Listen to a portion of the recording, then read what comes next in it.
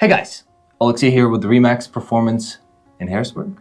And I got Jeremy here with Tacos for Life, the tacos restaurant right on 33. Is that right? Yeah. Okay, there you go. Yeah. The new one, at least it's still, I think it's still kind of new. You know, it's been, how long you guys been there? So we just celebrated our 1-year anniversary. No way. Yep, July 23rd. He did not tell me this, but perfect. So he will tell us all about him and the business. Jeremy. Yes. So my name is Jeremy Hunter. I'm from Virginia. Grew up in Roanoke. Went to Longwood University. Very well immersed in this part of Virginia. Know the area well, and we just it was on my heart to join the mission of Tacos for Life, which that is to end childhood starvation on a global scale. And we think Harrisonburg can be a big part of that. And there's been some great things that have happened here in Harrisonburg. Do you want me to go into that? Yeah. All right, great. Of course. So, so like I said, July 23rd was our 1-year anniversary. Okay. So we raised 151,000 meals in our first year. So when a guest comes in, if they buy a taco or quesadilla or burrito or rice bowl or Cobb salad, a portion of that goes towards funding meals for starving children. And how much is that? The way we tell guests is like tacos is 1 for 1. Okay. When you get to like a bowl, so for a bowl, for example, like if you get a full-size Southwest rice bowl, that's 6 meal donations right there. Really? So it's different, but we say 1 for 1. Like you buy a meal, we donate a meal. Perfect. Define a meal that you guys donate, because a lot of people probably don't know how that looks. So Feed My Starving Children, they're a Christian nonprofit, and so they call it a manna pack, because manna, God gave to the Israelites from heaven, so that's where they came up with manna pack.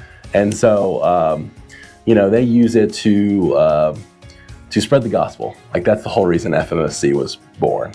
It's like if we can feed people, we can tell people about Christ. And so, with that mission, that bears a lot of responsibility on us, as entrepreneurs. Also, stewardship. I want to bless people with what God's, given us. Right. So the 151,000 meal donations, that translates to over 400 kids being fed. Wow. For a whole year. Wow. Which is pretty awesome. That is really cool. Thank you, Harrisonburg, for that. But also, too, not only did Harrisonburg help with that, but this is not on our counter at the restaurant that you've seen. So the company's about 42 million meals donated, the lifetime, so we've been around 10 years. Harrisonburg, obviously 1-year anniversary. Harrisonburg has contributed not only the 151,000, but another 147,000 meals were packed here in Harrisonburg. And we did that at EMU and at JMU. So, the volunteer aspect is huge for us there. So thank you all, the volunteers that come. We had over 800 people total help pack those meals. So, another 400 kids were fed through that as well. That's true. Those are actually really awesome. I've been to one, the one at AMU. Absolutely awesome opportunity to go volunteer, meet new people, do it for a good cause. Is there another one coming up anytime soon that you can tell people about? So we are looking to have Blue Ridge Community College host us. Okay. In October. We haven't finalized details and dates yet. So we're getting the inside scoop. Yep. Perfect. So we're working on that one. That goes along with their month of giving campaign that they have. October is a big, really on their heart for, people that are in need. So I didn't even know they do that, but at Blue Ridge, they do that every October. So hopefully we can host a mobile pack there. January of next year, we're having possibly a school in Fishersville, Virginia, host us. And then I'm trying to get EMU back on again for this year because, you went to that one. We did 4 days, 600 volunteers. Awesome. Really cool. It was so impactful. you could feel the energy in the room, Yeah. you know, of all people like just like towards one goal to feed, you know, these kids, which was great. How do people register for that? So on those, if you just go to fmsc.org, you can search a 50-mile radius or however large of a radius you want to look, but you know, it'll drop into Harrisonburg. Perfect. I'll put the link in the description for everyone out there. Yeah. Awesome. Well, so tell us a little about Tacos for Life, how it started, and how, you know, why you decided to franchise with them. Okay. Yeah. So Ashton and Austin Samuelson, they founded the company 10 years ago, and you know, their whole thing was they were in Africa and Swaziland, and so you know, they went on they call a vision quest, and so they were there, you know, seeing FMSC feed children, and there was 1,000 kids lined up that day, and the food ran out. Oh no! And so there was still, the way they do it is the younger get fed first, right, and then once the food runs out, like if the older kids might not eat. So you know, that really like touched them, and they were really sad, and they were like taking all the money they had, you know, in their pockets to just buy whatever was available to feed these other kids. And they're like, this doesn't work. Like, there's got to be a solve for this. Like, you know, how can we stop this from happening? Right. And so they opened a pizza restaurant and pizza for two, and that model failed. They had great funding, great support, but just it wasn't sustainable. And where are they based out of?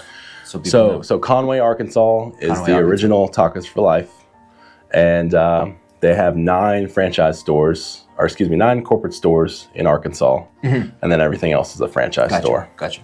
Keep going with that story. Very interesting. Yeah. So yeah, they opened pizza for two. Wasn't successful. They donated meals, but not like to the magnitude they were hoping. They knew a chef, and they're like, hey, you know, we want something that's, you know, sustainable, craft, you know, American, that people, you know, traditionally love and, you know, want to buy. And they landed on tacos. Gotcha. So this culinary chef, you know, built a menu, helped them design it, and then they launched the first Tacos for Life. Wow. Love that. And so, yeah, I've been doing meal donations ever since. Gotcha. Really cool. How did you guys meet? So I reached out on the Tacos for Life website. Oh, really? Well, I guess let me take a step back. So in 2015, I lived in Little Rock, Arkansas. Okay. So I was a customer. Like they had opened 1 year before I got there, and I was a customer, and you know, my wife and I would go on Saturdays, and just love the food. You know, just over that time there, you know, I just like, you know, it'd be cool to like have something like this for myself one day, where, you know, it's a mission, and you know, we're you know, I'm actually doing something with the skills that I have in management and just, you know, hospitality and, you know, really caring about kids. So it was just kind of like a thought, right, at that point. And then transition 8 years later, I'm like, all right, let's see if they're franchising in Virginia. So, you know, I left my corporate America job, you know. And what did you do? I was at Dollar General. Nice. So I had, you know, over 20 stores, you know, making 6 figures. And, you know, that was scary in itself to like leave a, you know, a job where you're always going to get paid. Right. To be to be an entrepreneur and invest everything. Right. Like I'm like, everything is on the line. So, So it's scary. It is. It's scarier than I thought it would be, for real. But to impact, so that with the Harrisonburg community, to impact over 800 children, like just us, just one Tacos for Life. For a whole year. Yeah. Impact them, not just once. Right. For a whole year. I mean, the community, the local people here, I mean, what else can we do, Because that's huge, that just this small amount of people here, fed over 800 kids for a whole year. Right. Like, and the hardest thing, that we're trying to get to people to understand is where, we're a scratch kitchen. We use only fresh ingredients. And then like what impact they are having on children's lives, because these manna packs, they don't taste good. Like they're only to stop kids from dying. Well, not because you guys don't make them taste good. It's just they're plain. Oh yeah. Right. So I mean, they're loaded. They're fortified with soy, vitamins, and minerals. Right. And it's rice. It's plain rice. Right. Because it has to be able to sustain the trip and get there, and it's to get them out of the starvation danger zone. Right. And so if only they could see the pictures, and they're not pictures you could like put up. Like it's pretty graphically sad. Like, but to see a kid like, they're a few days away from passing away from starvation, to 3 months after having like a meal, like just one meal. Like it's so sad over there. So like a lot of what we do is with Haiti. Okay. So Harrisonburg community, thank you again for the mobile packs. Of the 114,000 meals we did at EMU, 62,000 have already gone to Haiti. Wow. And so we get to talk to the Haitian missionaries every so often, through FaceTime. And so, it's sad. So like before they had these meals, they would just make like, a mom or dad, they would make mud pies. So wow. They literally just take water and mud just to have something in their belly, so they didn't have like the pain of hunger. Like you and I don't know that. No, that's crazy to think about. Like we have no idea what being hungry. Yep. We're like, oh man, it's 12 o'clock, I'm hungry, like I want lunch. Go grab a snack. That's right. They can't do that. And it's just wild to be able to provide that for these communities, these people that I'll never meet. The guests that come into our restaurant, they'll never meet them probably either, but they come back to buy our tacos or burritos or quesadillas or what have you, because they know the global impact it is having, right? To these kids that would die without it. Right. I think you're a very mission-driven guy. I think. Is that? Oh yeah. Okay. Yeah. So. Mission over money. 100%. Is what I say.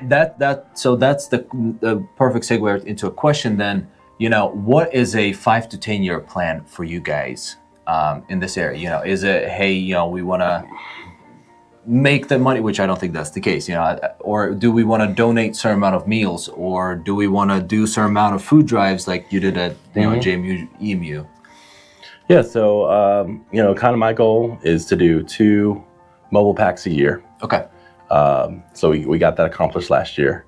It looks like we're getting accomplished with that this year. I got a few coming up, working on those. But love to see 2. I mean, it'd be great to get, double that. I mean, right. It's all about community interest. Like, is there an interest to do that? And yeah, so that's, and then we do want to open more stores. Okay. In the future. Charlottesville's territory that we're interested in, and Richmond and Lynchburg and Roanoke, and so yeah, I mean, if it's involving me, it'll be Virginia expansion. Love that. And we're just trying to make it sustainable. Okay. I mean, you know, the way the meal donation is, it comes off the top line. So like, you know, before there's any profit sharing or anything, we give our percentage to fund the meals through FMSC. And unfortunately right now we're doing it at a deficit. Like it takes about 16, 18 months to be profitable in the restaurant industry. Wow. So yeah. So that is absolutely crazy. So yeah. So it was a good year. We learned a lot. Definitely challenging. You know, we need more guests, you know, in the building. Do a lot of catering sales as well. But the community's starting to know us. The colleges in this area have been super supportive. Yeah. We have special deals for, you know, for students and things. So a lot more marketing dollars have been spent for this upcoming year. Yeah, but like catering, great idea. If you ever need to cater an event, perfect food for that. I mean, pizza is outdated. Nobody does pizza anymore. Like they catered me a couple of times. You would cater at the chamber events, right? Yeah. Absolutely great. Love it. Yeah. So let me ask you. Double donations on those too. Really? So yeah, if you get a 60-person catering, you've donated 120 meals. Even better. So cater and a good cause. What can be better? Yes, sir. Right? So quick question. So you were when you were telling me that you would go to the Tacos for Life when you lived in Arkansas, right? What was your favorite meal there? So for a whole year, so I lived there 2.5 years. For a whole year, I only ate cream barbecue. Really? Yeah. Is it still the case that it's your favorite meal now there? It's still my all-time favorite taco. There's so many great ones that right now it's kind of rotational. Like I might like this one for a few weeks and then I'm like, all right, this is now my new favorite for, you know, the next few weeks, and it just kind of rotates. Right. So let me ask you, since we're on the business topic, you know, as you said that you know, restaurant business is tight, right? And in order for you, you know, to make those donations, you have to tighten up the budget on things, right? How do you balance that between, you know, still providing great quality the way you do, and also being able to do those donations? Because I mean, I think its margins are what, 27 cents about ish, or yeah. I mean, you're looking at, you know, in a restaurant business, your profitability is probably gonna be 6 to 9% of sales. Right. And so, you know, we're giving, you know, another 2 to 4%, depending on what the meal is, to the mission of, you know, ending childhood starvation globally. Right. So it is tough. I mean, you know, your margins are razor thin. Right. And for now, you know, I have two great partners, and so you know, we're just funding the losses because really we can't cut payroll. Right, of course. And we're not gonna cut, you know, out products that we need to make, you know, certain recipes and things. So yeah, it's a challenge. That makes sense. It's hard, but so we need everyone that watches this to support Tacos for Life. Absolutely. That's right. Correct there? That's right. There you go. Come eat tacos 6 days a week. We're closed on Sundays. I love that. Yeah. So. And you're on the same street as Chick-fil-A, so. Oh yeah. Yeah, and they've been great. They've been great partners with us. Yeah, and not only like the meal donation piece, but we do a lot with nonprofits in the area. Tell me about that. So I've done golf cart tournaments. Okay. For Young Life, you know, I've fully funded like that meal. Wow. Sadie Rose, Isaiah 117 House. Oh no way! Yeah. The recent golf tournament. Yes, that was us. Yeah, I played in that. Yeah, that's right. I had to talk to you. I remember that because I remember you also did the Chamber of Commerce. Yes. Yeah. So I was like, hold on, I thought I was messing up there too, but yeah. That was really nice. Plug for the chamber too. So September 12th is the tournament. I believe is the date on that. Oh really? They didn't send that out yet. Doing it again these people. Well, they tell their partners that. Of course, first. So not only will we have taco boxes for that this year, I'm also bringing a chips and salsa cart. Oh. So I'll be traveling around all 18 holes. Oh, no way. Yeah. Oh, that is so awesome. I love that. Whoever doesn't know, so the Chamber of Commerce does this like golf tournament every year, and Jeremy's gonna be doing food for it again. So that's right. I'm at Massanutten. Beautiful courses there. Yeah. Not the top one, the bottom one. If whoever knows golf, the bottom one is a lot easier. You'll be fine. Yeah. So. Speaking of that, you do a lot of catering. How does your catering menu differ from your regular menu, or does it? Yeah, so it's pretty much our standard items. So you can get the beef or the chicken, or we can do pork or steak. We just added a fajita bar where you can do shrimp as well. So you can do like 4 meats if you wanted to for the fajita bar. Tortillas. We also have a nacho bar. And you get some great sides that you can get in the store. But the catering is definitely robust. It's something where there's a little bit for everyone. Right. We're also very allergen friendly. Like all the stuff that we do is vegan. Really? Yeah. And then, we handle any allergy. We have a lot of people that have gluten issues, and so we provide steamed corn on the catering, and the chips are gluten-free. When you say everything that you do is vegan, define that a little bit. Yeah, so all the vegetables. Okay. Yeah. Okay. Like okay. I was like, hold on. That's right. Like, not all tacos are vegan. It's real meat, right? That's right.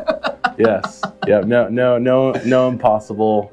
Yeah. Here, whatever they call it. Yes. The steak is 100%. 100% beef. Okay. Yes, good. Yeah. Good. Yeah. It's flat. It's flank steak is what we use. Okay. And then I think the ground's like 80-20, something like that. And yeah, so but we do have tofu for people that Of course. Yeah, and then but yes, all our vegetables that are cooked or fresh are not used by animal byproducts or anything like that. Okay, yes. that makes sense. Yes. That makes sense. So you said that your kitchen operates from scratch, right? Mm-hmm. Define that for people, because I think word scratch is thrown around way too much nowadays. So we have a lady that works for me as cold prep. She's 73. Wow. She cuts 60 pounds of avocado during the off season. So when JMU is not in and EMU is not in, but when we go into the semesters, she's cutting between 80 to 120 pounds of avocados. So yeah, we make guac from scratch. I mean, wow. It's that is cool. Oh yeah, she definitely a commitment. She works really hard. Yeah. Yep. So just have a great staff.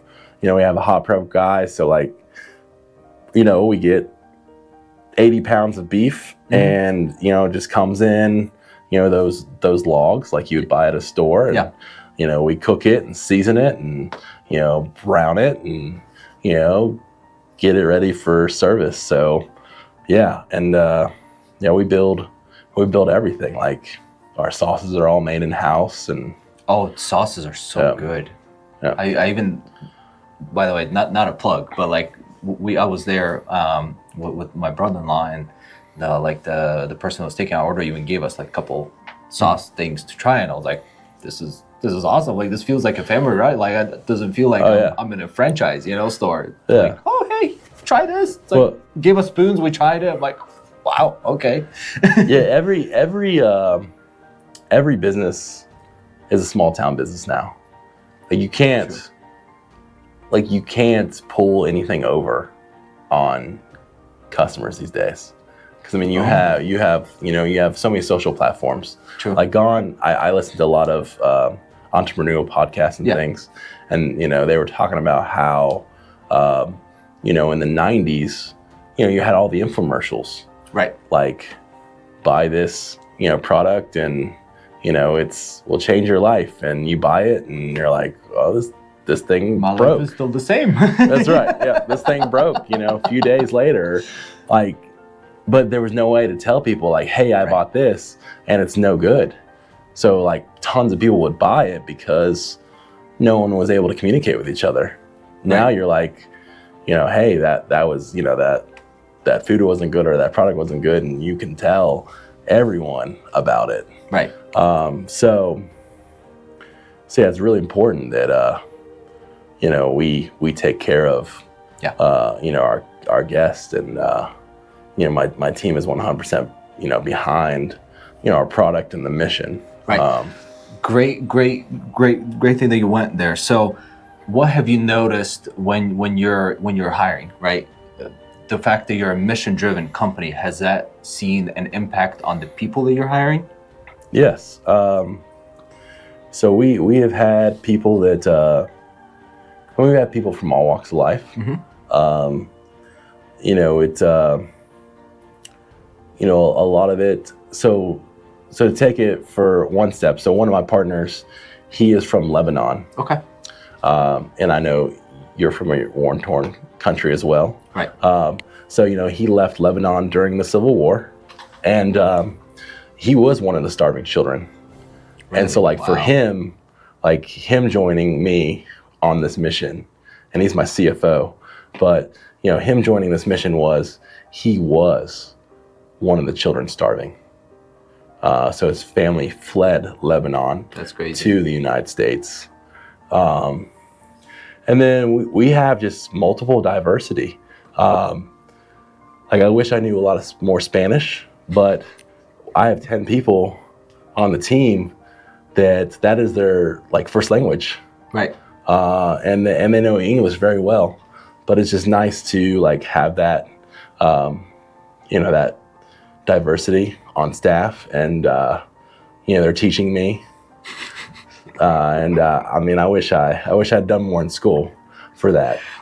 Me too. Yeah, it's one of those things where I'm like, I always tell people, I'm like, I wish I learned Spanish just because there's just so many opportunities, mm-hmm. To use it, and I just never did. And that might still change. Maybe you will learn. I mean, oh yeah. With the resources nowadays, maybe I'll learn it. Maybe the next interview we're going to be doing in Spanish. That's right. That's right. By the time I get to store number 2, I'd like to be fluent. That's right. So, there you go. So a lot of different hiring practices. With it being my own boss, I mean, I've taken risks on some younger kids. Right. I have some 16-year-olds that work for me, and just to be a part of their development into young adults, it's nice, it's refreshing, challenging for sure, but it's great to be able to pour into them and be like, this is what I see for you in your future. Right. And they're like, I hadn't even thought that far. So I have one lady, she's doing really well. And I'm like, how is she only 16? I forget that sometimes. But, I'm like, when you're 18, 19, 20, you could be running one of these. How do you feel about that? She's like, I haven't even thought, that far. But for me, part of my passion is people development. Yeah. I always look for diamonds in the rough. I always like taking chance, on people too. Has it burned me a time or two? For sure. But it kind of comes with the territory. Yeah, but the risk reward is worth it. 100%. Yeah, every time. 100%. Yeah, even if it turns out really bad, I did all I could to, try and. There's this quote, and the story goes, the CEO was asked hey, we're investing all of this time and pouring into our employees. What happens if they leave? And the guy's response was like, well, what happens if we don't train them and they stay? It's like, oh yeah, you really got to do it. Sometimes it works out and the upside is amazing. Sometimes it doesn't. Mm-hmm. So for sure. So when opening up, a taco store, right? And especially being a franchise, how do you guys compete and stand out from, let's say local mom and pop shops, as well as, the big stores like, McDonald's, Burger King, Taco Bell is probably one of the competitors, I assume. So I mean, from scratch is one of those, Right. Which I don't think Taco Bell can, say that they're from scratch. Yeah. And then just it's such a people business too. Yeah. Like you have to think about, and I tell my team this all the time. Like, okay, let's say something bad happens where we forget a queso and chips or something, and I may refund the full order to them just because like we messed up this, in their mind, one thing. But if we take care of that guest, they're going to return and they're going to tell other people what happened. Yeah. Like and you can see that in my team. So one of my managers, we don't have Diet Dr. Pepper. Mm-hmm. So we went out and bought her one. No way. And brought her one back. And so, she thought that was awesome. That is so awesome. She invited like some friends. And so, a 3-person table became an 8-person table by the time, it was all said and done. That is so cool. Just over this one, going out of our way to, Have you ever read Unreasonable Hospitality? I'm working on that book right now. For reals? Yeah. Oh man, that is a life changer for me. Yeah. I mean, the stuff that the guy would do in that book, the background on it is pretty much a person opened up a restaurant in New York, and they were not competing with the quality of the food, which is still amazing, but they were competing with bringing experience to the guests. And like sometimes they would have managers take people to like snow skiing just because they mentioned that they're here in New York for the first time, or something crazy like that. Yeah. And that's really cool. That's reminded me of that book of going out and buying Dr. Pepper. That's really neat. Love that. To wrap up, last question. So if there is an aspiring entrepreneur out there that is thinking about, opening up or doing something similar that you're doing, not necessarily Tacos for Life, not to compete with you, but in general, something that is mission driven, buying into a franchise like that, what would you recommend them to do? Don't do it. Cut. No. You definitely have to have a passion for whatever that is. And so it's harder than you think it's going to be. Okay. Like even my perception of what it was going to be like is nowhere close to what it was. So I'm still learning and developing, and always trying to grow. Because, you are taking a risk. Yeah. 100%. And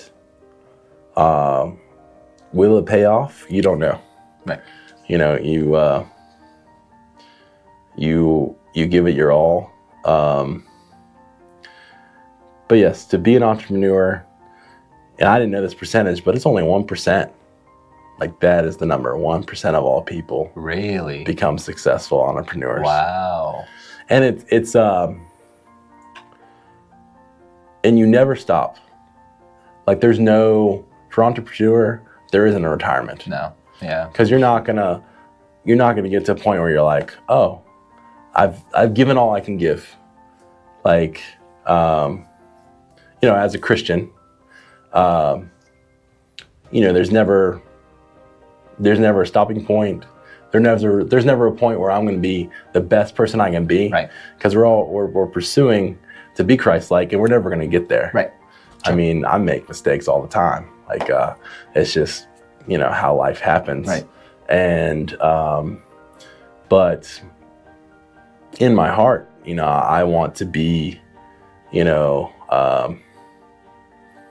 someone that, when I die, God's like, well done, faithful servant. You did all I could while you're here on earth. And, I don't know what it's going to be like, but like, it'd be cool. So like, let's say we feed, I don't know. I'm very ambitious. So like, I'm like 50, out there. I'm like 50 restaurants. Like that's my goal.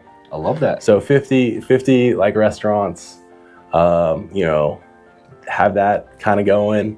Me always doing a little bit of this and that, being involved in my kids' lives because I have 3 kids.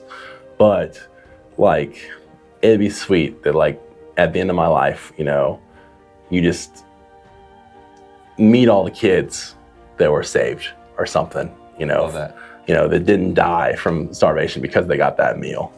I mean, who knows? So I was just talking to my wife before this too, and it's just like, we've invested millions, right, to get this going. And like, what is the cost of like one life, what money would it equate to for 413 kids that we've, already saved only for a year. So the job's not over. Right. But for a year, 413 kids have food so they don't die. To live another day. Yeah. Yeah. So like, what is the price on that? Priceless. Yeah. Priceless. So it, I would tell other entrepreneurs, if you can find something with a mission or a cause, that's something to hang on to. Yeah.